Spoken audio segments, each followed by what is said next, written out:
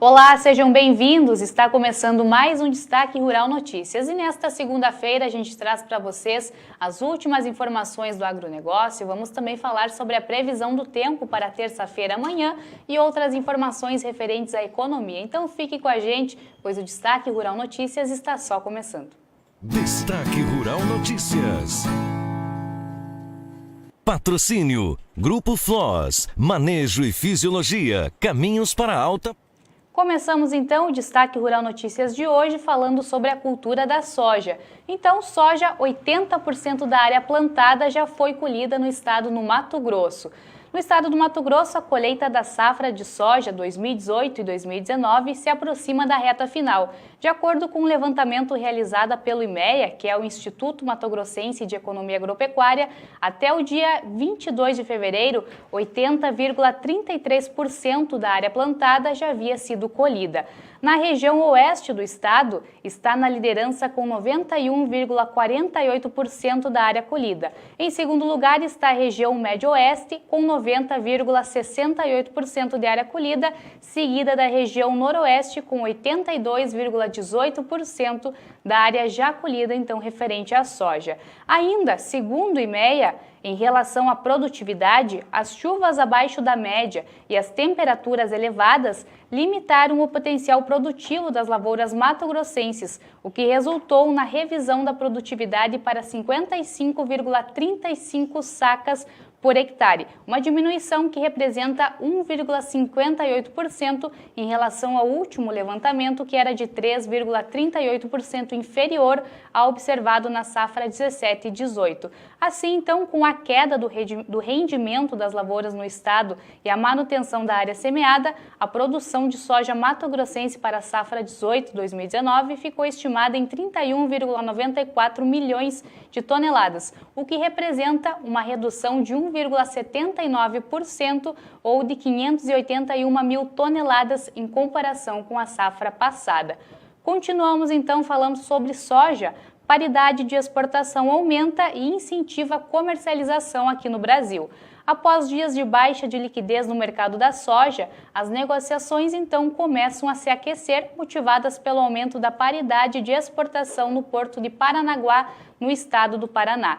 Esse movimento, por sua vez, se deve à valorização dos contratos futuros com a Bolsa de Chicago, os quais foram influenciados pelas estimativas de menor área de soja nos Estados Unidos na temporada 2019-2020 e pelas expectativas de que o acordo comercial entre Estados Unidos e China seja firmado em breve. Segundo, então, colaboradores do CPEA, esse cenário incentivou produtores a efetivar as negociações para entrega a partir de abril, com maiores volumes para junho e julho. Há também sinalização de crescimento na competitividade entre compradores externos e indústrias brasileiras. Com isso, então, os sojicultores brasileiros voltaram a fixar maiores lotes de soja, o que elevou a motivação nos portos brasileiros. Com isso, compradores se aproximam dos preços de venda para efetivar as negociações.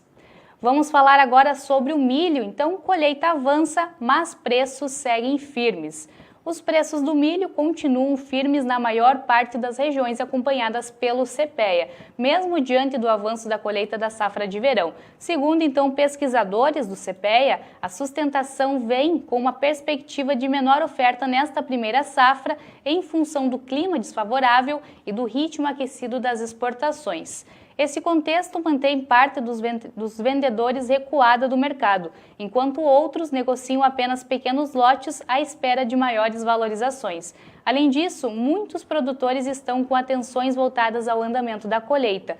Já compradores estão mais ativos, com necessidade de repor estoques no curto prazo, o que inclusive impulsiona o movimento da alta dos preços em algumas regiões. Nesse cenário, as negociações no mercado externo estão lentas. Na região de Campinas, em São Paulo, por exemplo, o indicador Exalc-Bovespa fechou com R$ 41,65 a saca de 60 quilos na última sexta-feira, dia 22, o que representa, então, uma alta de 1,3% frente à do dia 15 de fevereiro. No acumulado deste mês, a elevação chega a 5,9%. Vamos falar agora sobre expectativas positivas para a arroba do boi gordo. Então, na última sexta-feira, ainda dia 22, não houve intenção dos compradores em alongar as promoções de abate. Portanto, as ofertas de compradores ao longo do dia foram fracas. Sendo assim, o reabastecimento dos estoques dos frigoríficos paulistas trabalhou na mesma velocidade do que do fluxo de vendas, ou seja, devagar. As escalas de abate tendem em 3 dias no máximo. A virada do mês e o carnaval repercutiram um pouco no mercado paulista do boi gordo na terceira semana de fevereiro. O cenário oposto ocorreu em algumas regiões de Goiás e Mato Grosso, por exemplo, onde as altas de preços têm ocorrido com maior força em função da dificuldade de compra. Por fim, então, para esta semana existem condições para melhoras na arroba. Aumento do consumo do mercado interno devido ao feriado de carnaval e exportações com bons patamares e mercado interno de carne enxuto, escalas curtas e menos dias de abate. Destaque Rural Notícias. E o Destaque Rural Notícias de hoje vai falar sobre os benefícios da aviação agrícola.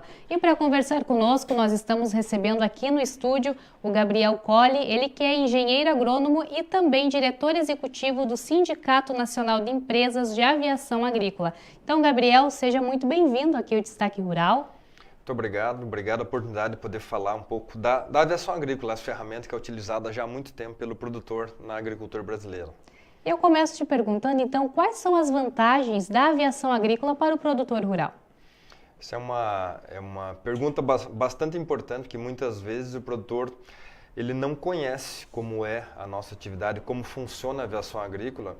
Ele não faz a mínima ideia que essa atividade já começou no Brasil há 72 anos, né? A gente sempre faz questão de contar essa história, afinal de contas, a aviação agrícola nasceu há 72 anos na cidade de Pelotas com o objetivo de controlar uma infestação de gafanhotos na lavoura de arroz, ou seja, ela nasceu com o objetivo de controlar um problema, com o objetivo de ajudar a agricultura no Brasil.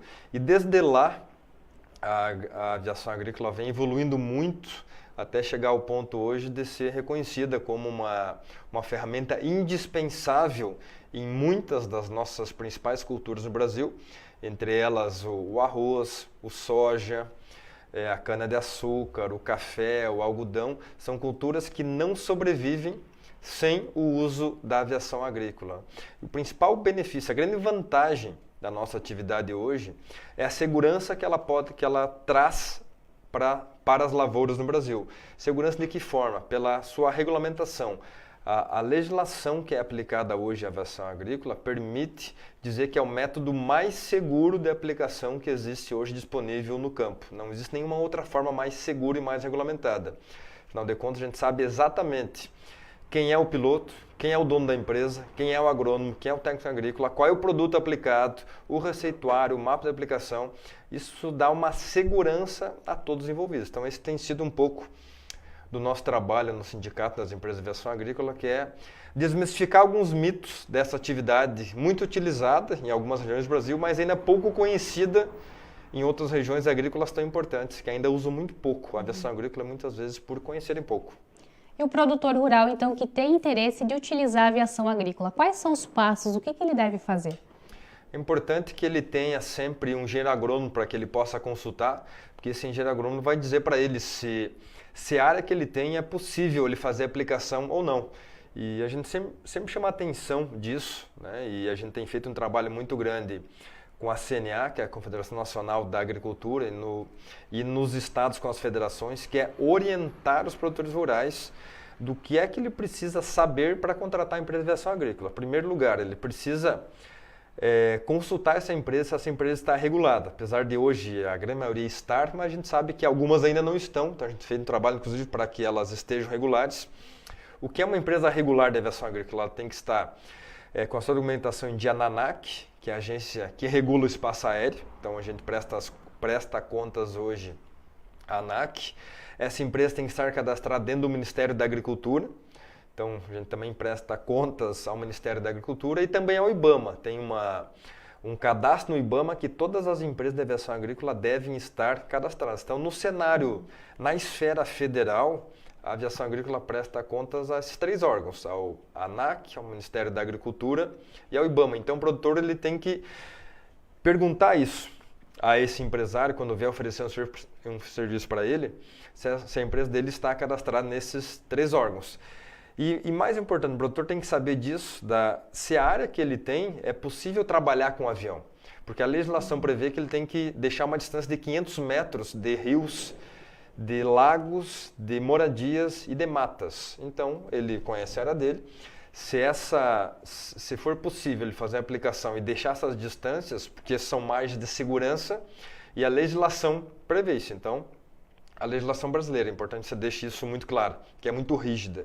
Inclusive, isso sendo possível, deixar essas margens de segurança, é possível ele trabalhar com a aviação agrícola. E essas margens são deixadas somente para garantir a segurança de todas as pessoas que estão aí envolvidas na aplicação, tanto o produtor quanto os vizinhos dele, quanto o meio ambiente, falando aí das matas, do rio e obviamente das moradias, né? Não vou nem falar que não pode nem trabalhar próximo de cidades, né? Você tem que deixar uma distância também de 500 metros das cidades, então a aviação agrícola, como o próprio nome diz, ela é feita para trabalhar no meio rural. Então essas informações são importantes para o produtor que queira trabalhar. E para quem nunca usou a aviação agrícola, a gente sempre diz que, na medida do possível, separe a sua área em 2, ou 3, ou 4, se for o caso, mas para que tenha um comparativo, que ele faça uma área utilizando a aviação e outra área sem utilizar a aviação, para que ao final ele possa fazer uma colheita separada e ver se houve alguma diferença, para que depois ele coloque na ponta do lápis, né? A gente trabalha muito com gestão, para que na próxima safra ele escolha se ele quer aumentar a área ou não, para ver se foi vantagem para ele. Porque a gente diz que a aviação tem que ser, além de eficiente, ela tem que deixar dinheiro no bolso do produtor. Então, só que por isso ele tem que fazer conta, ele tem que ter margem de comparação. Tem que deixar, por isso a gente sempre diz, quem não usou ainda, que separe as áreas, né? Que faça uma área só com trator, outra área com aviação, para que ao final, quando ele for colher, ele possa comparar. Bom, essa área aqui com aviação eu colhi tantos sacos, nessa área sem aviação eu colhi tantos sacos, para ver se isso vai ser mais eficiente ou não. Porque também tem uma questão aí que a aviação não faz amassamento, né? Então, que não tem o pneu do trator que está lá na planta, consequentemente você tem uma diminuição de perdas também, né? Porque quando eu coloco a roda lá nas plantas, dependendo do estágio que eu estou, eu vou perder e não vou recuperar mais, né? Com a aviação não tem isso, né? Então, são esses alguns dos benefícios, né? E as formas que o produtor tem para conhecer um pouco mais dessa atividade. Na questão ambiental, também se torna eficiente essa prática? Com certeza, é um dos pontos mais importantes e é um dos mitos mais fortes que existem na atividade hoje, que a aviação agrícola ela contamina o meio ambiente. Isso é totalmente equivocado, né? Quando a gente vê expressões como essa. Nós começar só pela água que é utilizada. A aviação agrícola aproximadamente utiliza 8 vezes menos água do que qualquer outro método de aplicação. Então, se nós contar só pela água que a gente economiza no planeta, valeria a pena utilizar só avião. Se nós contássemos apenas por isso, né? Obviamente que a quantidade de produto ela é equivalente, é a mesma coisa que qualquer outro método de aplicação. Agora, a quantidade de água que é utilizada com a aviação utiliza-se muito menos. Além de que toda empresa de aviação agrícola tem um pátio de descontaminação, que é obrigatório por lei, pelo Ministério da Agricultura obriga todas as empresas a ter. O que isso significa na prática? Cada dia que o avião trabalha fazendo aplicações nas lavouras, ele volta para o seu hangar, para a sua empresa, e esse avião é feito um processo de descontaminação no hangar, onde todo esse produto, toda essa água, outro produto que é lavado do avião, ele fica num processo de tratamento, porque ele não retorna ao meio ambiente. Então é feito um processo de tratamento 100%, de tudo que é feito na aviação para garantir justamente o cuidado com o meio ambiente. Hoje a preocupação de todo mundo estar na aviação com o meio ambiente é muito grande. Na verdade é a parte mais importante. É a parte que mais a gente se preocupa hoje é esse equilíbrio com o meio ambiente. Então, além de utilizar menos água, de fazer o processo de lavagem correto da aeronave, existe uma grande preocupação em garantir esse equilíbrio entre o meio ambiente, entre o produtor, entre o seu vizinho, entre as empresas que trabalham na atividade, para que sim, a gente possa ter uma agricultura mais eficiente. Mais eficiente significa ocupando melhor o nosso meio ambiente, né? Que a gente tem essa discussão hoje muito forte, né? E lembrando que a aviação não aplica apenas defensivos, né? Você pode aplicar também produtos orgânicos, a aviação também trabalha no plantio, a aviação agrícola também é utilizada para apagar incêndios, para fazer povoamento de rios, então tem uma série de usos que a aviação agrícola pode ser feita também, né? Que não seja só na aplicação de defensivos, que sim, é o que mais é feito. Mas cada vez mais tem feito adubação também de pastagens, porque é uma coisa que não era feita, nem os empresários tinham muito conhecimento para fazer, mas nos últimos anos se investiu muito nessa capacitação, então a gente tem cada vez mais empresas também se especializando em fazer adubação de pastagens. Já citamos brevemente, mas é um setor, uma prática que vem crescendo bastante, principalmente aqui no Brasil. Hoje o Brasil tem a segunda maior frota de aeronaves. Como que está a situação do país? Mato Grosso se destaca, depois vem o Rio Grande do Sul, é isso mesmo? Exatamente. Hoje a maior frota do mundo de aviação é a frota americana, por razões óbvias, pela questão do tamanho da agricultura, mas como a gente vai acompanhando os números, em algumas culturas o Brasil já passou os americanos e a consequência é que a aviação agrícola também vem crescendo no nosso país. Nos últimos 10 anos a aviação cresceu muito, e 2018 em especial foi o ano que cresceu muito, cresceu 4 vezes mais em 2017. Então é um dado bastante expressivo, ainda mais se nós considerar a recessão da nossa economia, que ainda está começando a retomar o seu crescimento, falta bastante, tem muita coisa enrolada.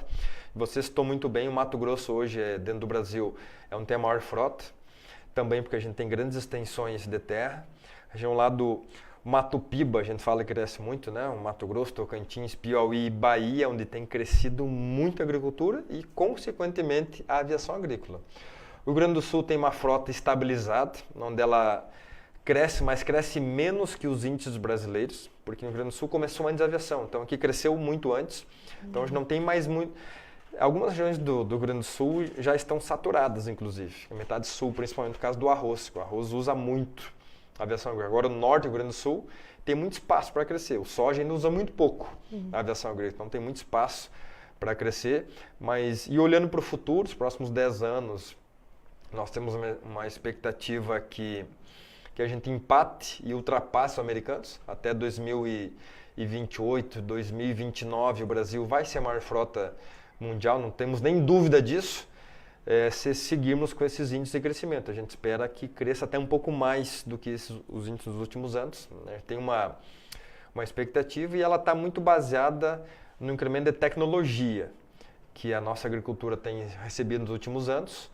Cada vez mais o produtor tem sido adepto de novidade, de inovação, de coisa nova, né? de tecnologia mesmo no campo, de soluções para resolver seus problemas. Então, isso joga a favor da aviação agrícola, porque a aviação é tecnologia. A aviação agrícola hoje é 100% tecnologia. Hoje, a tecnologia embarcada dentro de uma aeronave, a gente costuma dizer, inclusive, que o valor dessa tecnologia vale quase mais do que a aeronave, porque o software que está ali dentro, os equipamentos, o DGPS, o fluxômetro, a barra, enfim, a qualidade dos bicos, todos os equipamentos que estão ali dentro, eles têm um investimento muito alto, o próprio software que está ali dentro controlando tudo isso, mas garante uma eficiência na aplicação, né? Então, por isso, né, nossa aviação vem crescendo, estamos num bom momento, assim como a agricultura, com alguns desafios, obviamente, mas a gente tem expectativa sim de seguir nesse ritmo positivo de crescimento.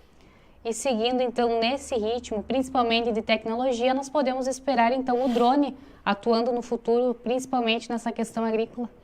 Sem dúvida, né? O drone é uma tecnologia que, quando começou a falar ele na agricultura, as pessoas duvidavam, ainda se falava que isso ia levar 30, 40 anos para chegar na agricultura brasileira, e não é o que a gente está vendo. Hoje, nós trazer para o nosso meio da aviação agrícola, o próprio Sindag hoje já tem uma empresa associada que é de drones, né? Tem um fabricante de drones hoje que é nosso sócio, e desde 2017 já existe uma regulamentação na ANAC que prevê o tamanho de drone que é possível usar na agricultura hoje, que hoje é utilizado para fazer imagens aéreas, mapeamento de áreas, vistorias, que é até 25 quilos é permitido utilizar.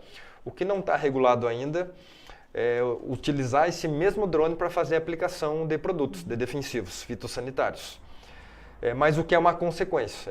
Isso é questão de 2, 3, ou até 5 anos talvez, ou talvez menos, já não tenho uma certeza disso. A gente vai estar com isso tudo regulado, organizado, o próprio Ministério da Agricultura já está olhando para isso, já quer regular isso, já quer organizar isso, afinal de contas, se não estiver organizado, isso também vira uma bagunça, né? A gente precisa que isso esteja organizado, até para que seja, primeiro, economicamente viável, mas principalmente garanta a segurança das aplicações. Basta a gente ver aí, quando a gente fala em drone, né, a gente teve casos recentes, né, pegar o aeroporto do Rio Grande do Sul, né, o aeroporto Salgado Filho, que ficou fechado aí dias atrás porque alguém estava brincando com um drone lá perto. Então a gente precisa organizar esse mercado, isso tem que estar regulado, tem que ter sanções, tem que ter definido quem são as pessoas que podem trabalhar, o que ela tem que formação ela tem que ter para operar um drone, para trabalhar na agricultura, porque o negócio é muito complexo, né? Porque você imagina, né? Você vai estar lá trabalhando, tem um avião trabalhando, de repente passa um drone lá, um drone de 10 quilos, que às vezes vão estar maiores, né? Hoje é até 25 quilos, mas daqui a pouco vai ter drone de 100 quilos, a gente pode provocar um grande acidente, né? Então, por isso o grande debate agora é testar a eficiência do drone, que está se testando, até na abertura da colheita do arroz, onde a gente participou. O que a gente levou de novidade foi drone, para justamente trazer a discussão, para que as pessoas discutissem e entendessem o drone como um complemento. Como eu disse antes, a aviação hoje tem algumas áreas que ela não consegue trabalhar. Os 500 metros aqueles que nós falamos antes, de beira de rio, de beira de matas e de cidades. Quando a gente tiver o drone, creio que vai ser absolutamente viável trabalhar com o drone nessas áreas. Então, as empresas vão poder oferecer o serviço do drone como um complemento. E nas pequenas propriedades, a gente acredita que o drone pode substituir equipamento costal, até por questões de segurança do produtor. Muitas vezes está lá aplicando aquela maquininha, sem muito controle, mas a gente gostaria que ele usasse o EPI, o equipamento de proteção individual, equipamento de segurança. A gente sabe que não é a nossa realidade, por mais que se oriente, se capacite, ainda está muito longe da nossa realidade termos todos os produtores que se protejam, né? Muitas vezes por falta de conhecimento. Então a gente acredita também que o drone possa vir a substituir aquele equipamento costal nas culturas menores, como a gente chama, né?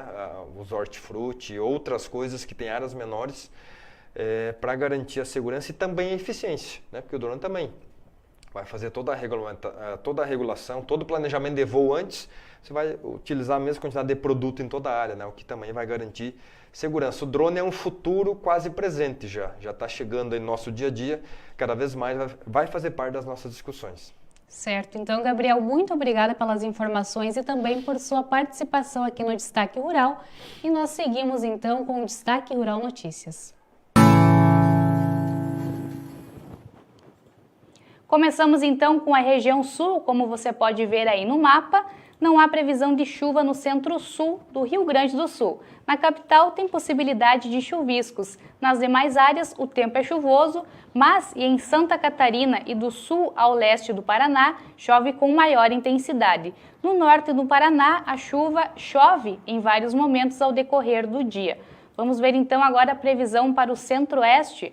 O sol predomina e faz calor em grande parte do centro-oeste. A partir da tarde são esperadas pancadas isoladas de chuva, mas no centro-oeste do Mato Grosso chove em vários momentos no decorrer do dia. Risco de chuva volumosa no sul do Mato Grosso do Sul. Vamos às cotações? Começamos então falando do farelo de soja em Ponta Grossa, que está no valor de R$ 1.260. Em Paranaguá, R$ 1.230. Soja Passo Fundo, valor R$ 76. Em Paranaguá, R$ 78,50. Rio Grande também o mesmo valor, R$ 78,50. E Rondonópolis, R$ 69. Valor do milho em Passo Fundo, R$ 38,50. Em Ponta Grossa, R$ 37,50. E em Rondonópolis, R$ 28,50. Valor do trigo, Santa Rosa, o valor é de R$ 800. Dourados, R$ 900. Cascavel, o mesmo preço, também de R$ 900. E Carazinho, R$ 800. Arroz em casca, Pelotas, R$ 39,20. Cachoeira do Sul, R$ 39,50 e Jaraguá, R$ 39,25. Feijão carioca Ponta Grossa, valor R$ 315,00. Feijão preto Santa Maria, R$ 180,00. E feijão preto em Lagoa Vermelha, R$ 150,00. Boi gordo em Barretos, arroba, R$ 152,00. Rio Grande do Sul, quilo, R$ 5,10. E em Tocantins, R$ 138,00. Suíno vivo, interior do Rio Grande do Sul, valor é de R$ 3,60. E no Rio Grande do Sul, o valor é de R$ 3,00. Frango vivo, Rio Grande do Sul, R$ 2,60. E em São Paulo, R$ 3,00. Vamos então às informações referentes à economia. E o Ibovespa, índice da Bolsa de Valores, abriu hoje, dia 25, em alta de 0,21%, acima do patamar de 98 mil pontos. O comportamento da Bolsa brasileira é influenciado pelo cenário internacional. Pelas redes sociais, o presidente Donald Trump anunciou ontem, dia 24, que avança nas negociações com a China e o aumento das tarifas sobre os produtos dos chineses, antes marcado para até dia 1º de março.